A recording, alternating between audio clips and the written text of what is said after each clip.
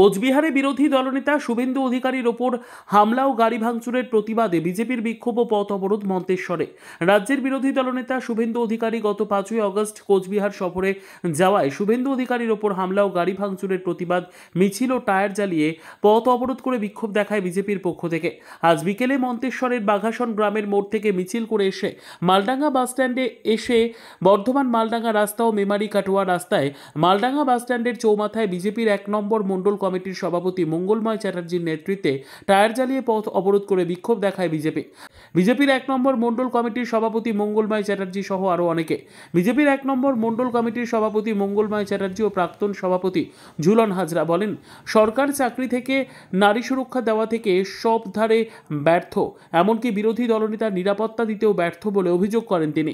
তাই তিনি আরও জানান, রাজ্যের দলনেতা শুভেন্দু অধিকারীর ওপর হামলার ঘটনায় জড়িতদের অবিলম্বে গ্রেফতার ও দাবিতে আজকের এই বিক্ষোভ কর্মসূচি বলে তিনি জানান।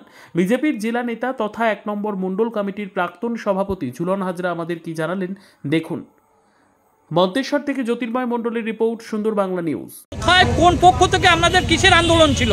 ভারতীয় জনতা পার্টির পক্ষ থেকে মন্তেশ্বর বিধানসভা, মন্তেশ্বর 1 নম্বর মণ্ডলে বাঘাসন অঞ্চলে বাঘাসন গ্রাম যে শ্মশানকালীতলা থেকে মালডাঙ্গা বাসস্ট্যান্ড পর্যন্ত মিছিল সহকারে মালডাঙ্গা বাসস্ট্যান্ডে বিক্ষোভ অবস্থান এবং পথ অবরোধ করা। কতক্ষণ পথ অবরোধ হয়েছে? 1 ঘন্টার কাছাকাছি আমরা পথ অবরোধ করেছি। এই আন্দোলনটা কিভাবে করলেন?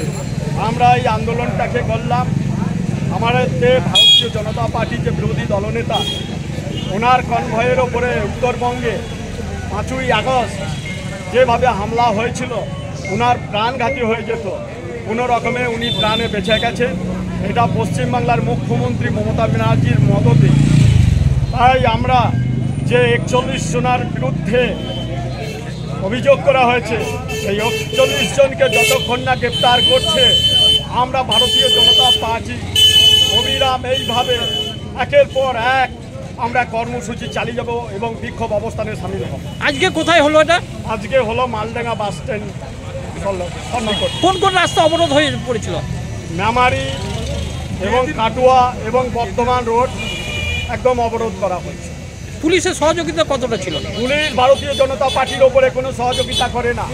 মিছিল যদি শাসক দলের মিছিল আসে, গাড়িকে স্তব্ধ করে দেয়, কিন্তু যেহেতু ভারতীয় জনতা পার্টি বিরোধী দল মিছিল করছে, প্রত্যেকটা গাড়িকে এগিয়ে দিচ্ছে যাতে আমাদের এই মিছিলে বিশৃঙ্খলা সৃষ্টি হয়। কিন্তু ভারতীয় জনতা পার্টি একটা সুশৃঙ্খল দল, প্রত্যেকটা কর্মী ধৈর্য সহকারে এই মিছিলে আমরা আজকে সম্পূর্ণ করি। কে কে উপস্থিত ছিলেন?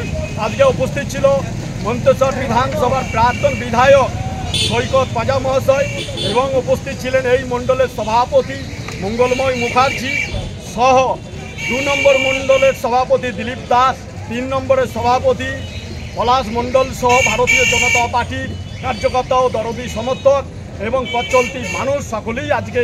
আপনাদের মূল দাবিটা কি? আমাদের মূল দাবি হচ্ছে, যে কনভয়ের ওপরে অত্যাচার করেছে 41 জনের নামে যে এফআইআর করা হয়েছে, যতক্ষণ না ওনাদেরকে গ্রেপ্তার করছে আমাদের এই আন্দোলন অবিরাম চলবে।